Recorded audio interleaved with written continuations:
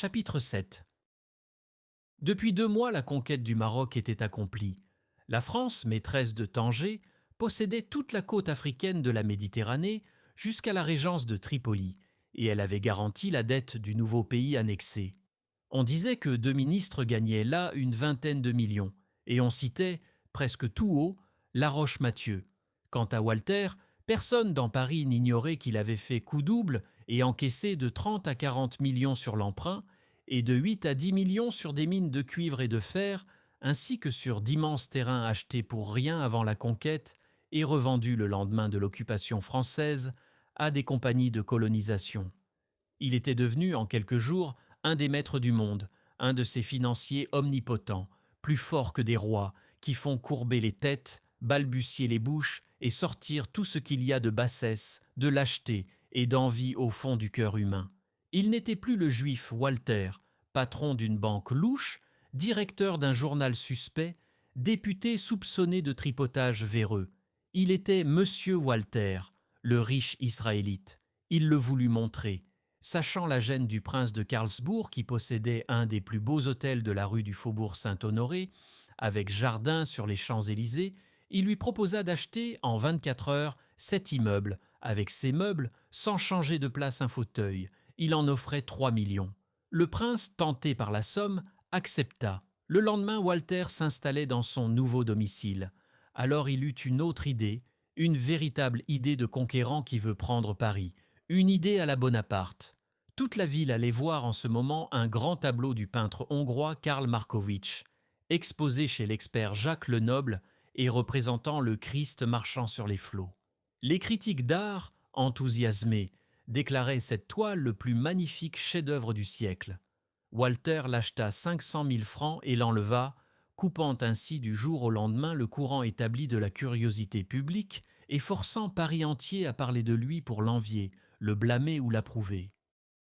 Puis, il fit annoncer par les journaux qu'il inviterait tous les gens connus dans la société parisienne à contempler, chez lui, un soir, l'œuvre magistrale du maître étranger, afin qu'on ne pût pas dire qu'il avait séquestré une œuvre d'art.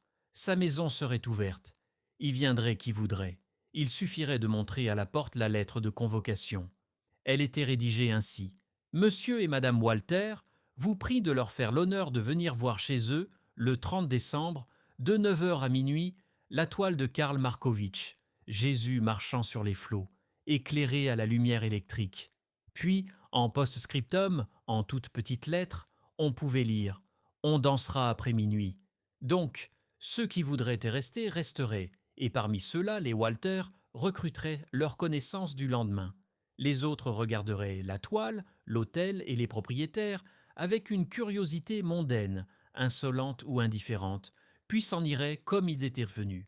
Et le père Walter savait bien qu'ils reviendraient, plus tard, comme ils étaient allés chez ses frères israélites devenus riches comme lui. Il fallait d'abord qu'ils entrassent dans sa maison, tous les panés titrés qu'on cite dans les feuilles, et ils y entreraient et pour voir la figure d'un homme qui a gagné 50 millions en 6 semaines. Ils y entreraient aussi pour voir et compter ceux qui viendraient là. Ils y entreraient encore parce qu'il avait eu le bon goût et l'adresse de les appeler à admirer un tableau chrétien chez lui, fils d'Israël. Il semblait leur dire « Voyez, j'ai payé 500 000 francs le chef-d'œuvre religieux de Markovitch, Jésus marchant sur les flots. Et ce chef-d'œuvre demeurera chez moi, sous mes yeux, toujours dans la maison du juif Walter. » Dans le monde des duchesses et du jockey, on avait beaucoup discuté cette invitation qui n'engageait à rien en somme.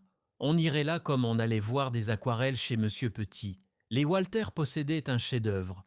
Ils ouvraient leurs portes un soir pour que tout le monde pût l'admirer. Rien de mieux. La vie française, depuis 15 jours, faisait chaque matin un écho sur cette soirée du 30 décembre et s'efforçait d'allumer la curiosité publique. Du roi rageait du triomphe du patron. Il s'était cru riche avec les 500 000 francs extorqués à sa femme, et maintenant il se jugeait pauvre, affreusement pauvre, en comparant sa piètre fortune à la pluie de millions tombés autour de lui sans qu'il eût su en rien ramasser.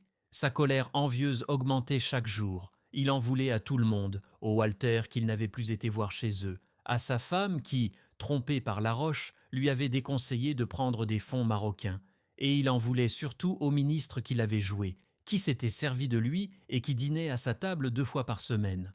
Georges lui servait de secrétaire, d'agent, de porte-plume, et quand il écrivait sous sa dictée, il se sentait des envies folles d'étrangler ce bellâtre triomphant.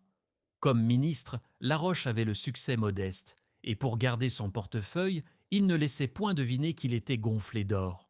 Mais du roi le sentait, cet or, dans la parole plus hautaine de l'avocat parvenu, dans son geste plus insolent, dans ses affirmations plus hardies, dans sa confiance en lui complète.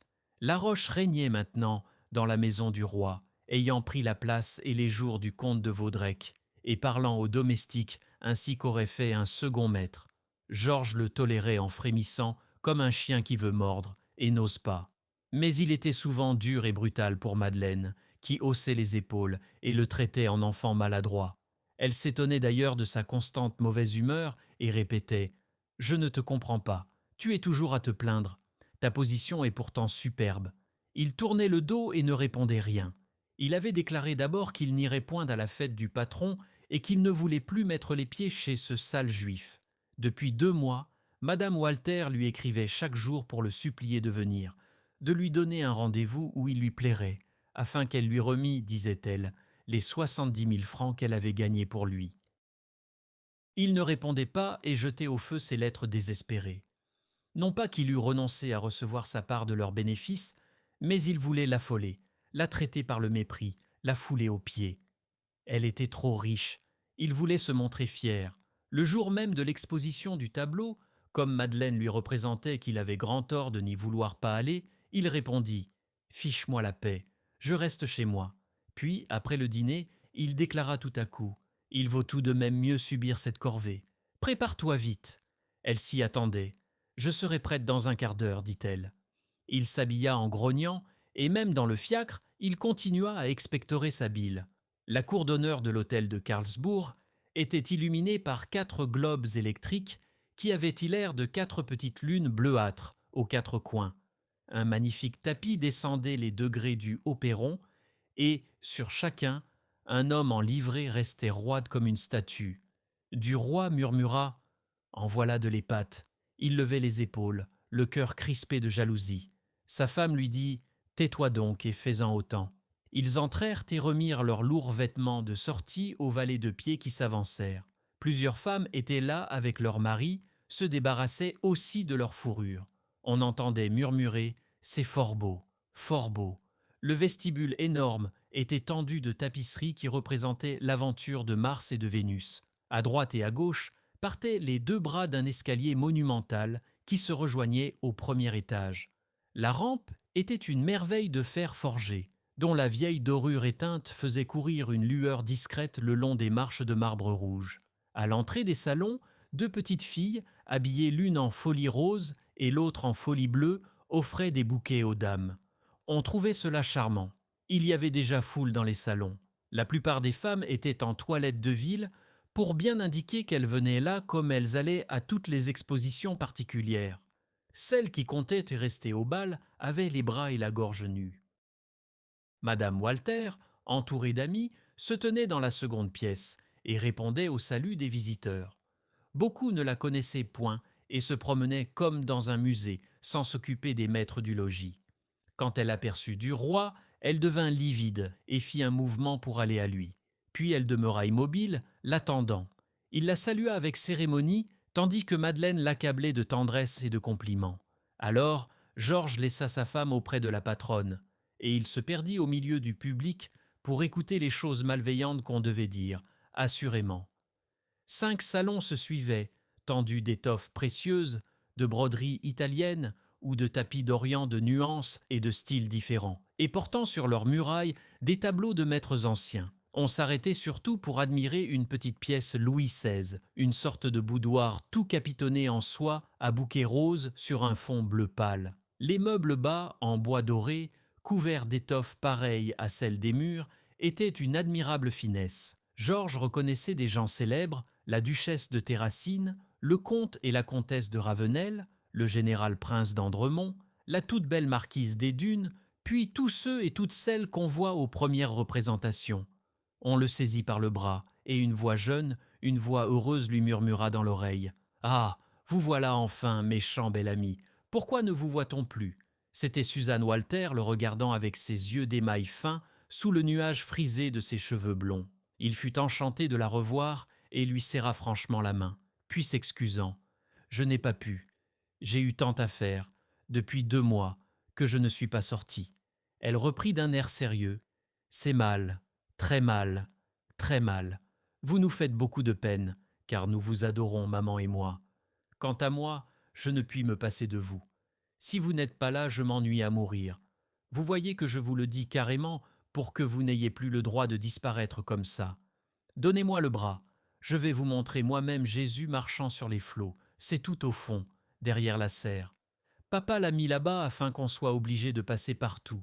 C'est étonnant comme il fait le pan, papa, avec cet hôtel. » Ils allèrent doucement à travers la foule. On se retournait pour regarder ce beau garçon et cette ravissante poupée. Un peintre connu prononça « Tiens, voilà un joli couple. Il est amusant comme tout. Georges pensait « Si j'avais été vraiment fort, c'est celle-là que j'aurais épousée. » C'était possible pourtant. Comment n'y ai-je pas songé? Comment me suis-je laissé aller à prendre l'autre? Quelle folie! On agit toujours trop vite, on ne réfléchit jamais assez. Et l'envie amère, lui tombait dans l'âme goutte à goutte, comme un fiel qui corrompait toutes ses joies, rendait odieuse son existence. Suzanne disait « Oh, venez souvent, bel ami, nous ferons des folies maintenant que papa est si riche. Nous nous amuserons comme des toqués. » Il répondit, suivant toujours son idée « Oh, vous allez vous marier maintenant. Vous épouserez quelque beau prince, un peu ruiné, et nous ne nous verrons plus guère. » Elle s'écria avec franchise. « Oh, non, pas encore. Je veux quelqu'un qui me plaise beaucoup, qui me plaise tout à fait.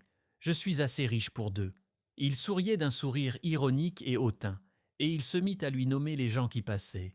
Des gens très nobles, qui avaient vendu leurs titres rouillés à des filles de financiers comme elle, et qui vivaient maintenant près ou loin de leurs femmes, mais libres, impudents, connus et respectés. Il conclut « Je ne vous donne pas 6 mois pour vous laisser prendre à cet appât-là.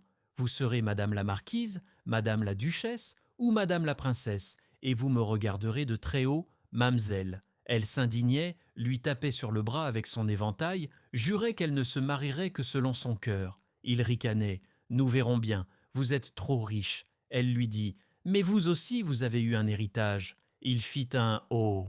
de pitié. « Parlons-en. À peine 20 000 livres de rente. Ce n'est pas lourd par le temps présent. Mais votre femme a hérité également. Oui, 1 million à nous 2. 40 000 de revenus.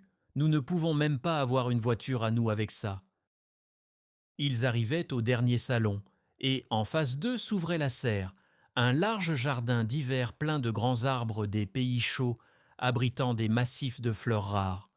En entrant sous cette verdure sombre, où la lumière glissait comme une ondée d'argent, on respirait la fraîcheur tiède de la terre humide et un souffle lourd de parfum. C'était une étrange sensation douce, malsaine et charmante, de nature factice, énervante et molle. On marchait sur des tapis tout pareils, à de la mousse entre 2 épais massifs d'arbustes. Soudain, Duroy aperçut à sa gauche, sous un large dôme de palmiers, un vaste bassin de marbre blanc, où l'on aurait pu se baigner, et sur les bords duquel 4 grands cygnes en faïence de Delft laissaient tomber l'eau de leurs becs entr'ouverts. Le fond du bassin était sablé de poudre d'or, et l'on voyait nager dedans quelques énormes poissons rouges, bizarres monstres chinois aux yeux saillants, aux écailles bordées de bleu, sortes de mandarins des ondes qui rappelaient, errants et suspendus ainsi sur ce fond d'or, les étranges broderies de là-bas. Le journaliste s'arrêta le cœur battant. Il se disait « Voilà, voilà du luxe. Voilà les maisons où il faut vivre. D'autres y sont parvenus. Pourquoi n'y arriverais-je point ?» Il songeait aux moyens, n'en trouvait pas sur le champ et s'irritait de son impuissance. Sa compagne ne parlait plus, un peu songeuse. Il la regarda de côté et il pensa encore une fois « Il suffisait pourtant d'épouser cette marionnette de chair. » Mais Suzanne tout d'un coup parut se réveiller. « Attention, dit-elle. » Elle poussa Georges à travers un groupe qui barrait leur chemin et le fit brusquement tourner à droite. Au milieu d'un bosquet de plantes singulières qui tendaient en l'air leurs feuilles tremblantes, ouvertes comme des mains aux doigts minces, On apercevait un homme immobile, debout sur la mer. L'effet était surprenant. Le tableau, dont les côtés se trouvaient cachés dans les verdures mobiles, semblait un trou noir sur un lointain fantastique et saisissant. Il fallait bien regarder pour comprendre. Le cadre coupait le milieu de la barque, où se trouvaient les apôtres, à peine éclairés par les rayons obliques d'une lanterne, dont l'un d'eux, assis sur le bordage, projetait toute la lumière sur Jésus qui s'en venait. Le Christ avançait le pied sur une vague qu'on voyait se creuser, soumise, aplanie, caressante sous le pas divin qui la foulait. Tout était sombre autour de l'homme-dieu.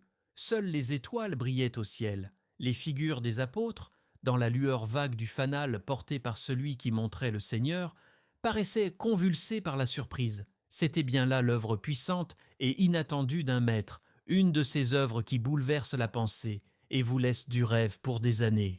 Les gens qui regardaient cela demeuraient d'abord silencieux, puis s'en allaient, songeurs, et ne parlaient qu'ensuite de la valeur de la peinture. Du roi, l'ayant contemplé quelque temps, déclara « C'est chic de pouvoir se payer ces bibelots-là ».